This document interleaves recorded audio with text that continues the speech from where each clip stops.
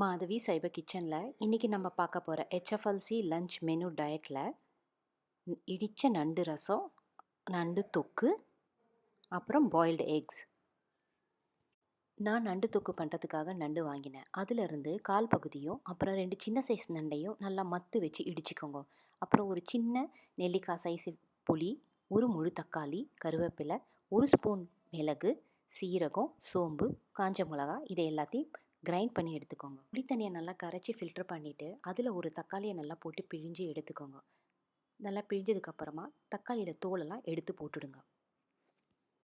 கரைச்சி புளி தண்ணியில் கொஞ்சமாக தண்ணியை விட்டு அதோட இடித்து வச்சுருக்க 4 பல்லு பூண்டு, அப்புறம் கொஞ்சம் கருவேப்பிலை, அப்புறம் கொஞ்சம் பெருங்காயத்தூள், அதோட மஞ்சத்தூளையும் சேர்த்து ஒரு உரமாக வச்சுக்கோங்க.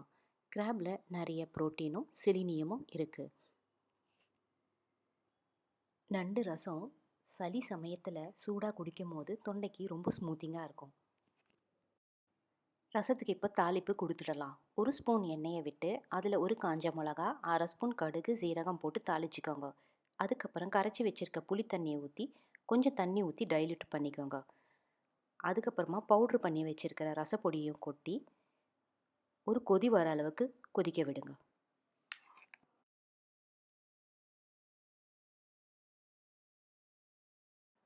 ரசம் லேசாக கொதிக்க ஆரம்பித்த உடனேயே இடித்து வச்சுருக்க நண்டோட கால் பகுதி, உடம்பு பகுதியை இந்த ரசத்தில் கொட்டிக்கோங்க. கொட்டினதுக்கப்புறமா அதோட ஒரு கரண்டி வச்சு கிளறிக்கோங்க.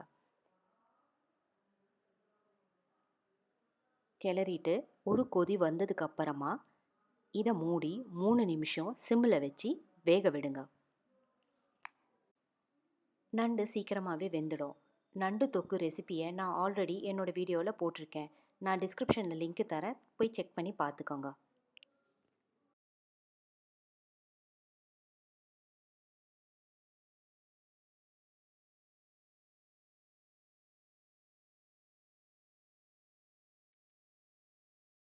மூணு நிமிஷம் கழிச்சு திறந்து பார்த்தீங்கன்னா நண்டு ரசம் ரெடி ஆகிருக்கும். கொத்தமல்லி தழையை போட்டு ஆஃப் பண்ணி மூடிடுங்க.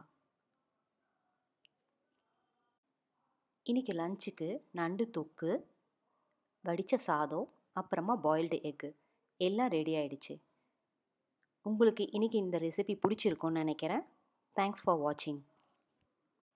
மாதவி சைபர் கிச்சனை லைக் பண்ணுங்கள், கமெண்ட் பண்ணுங்கள், ஷேர் பண்ணுங்கள்.